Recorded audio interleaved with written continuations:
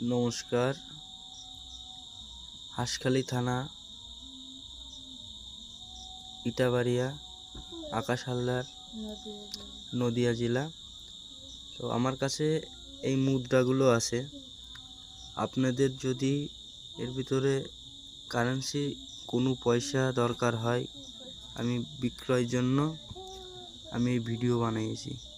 আমার নাম্বার 800170808004।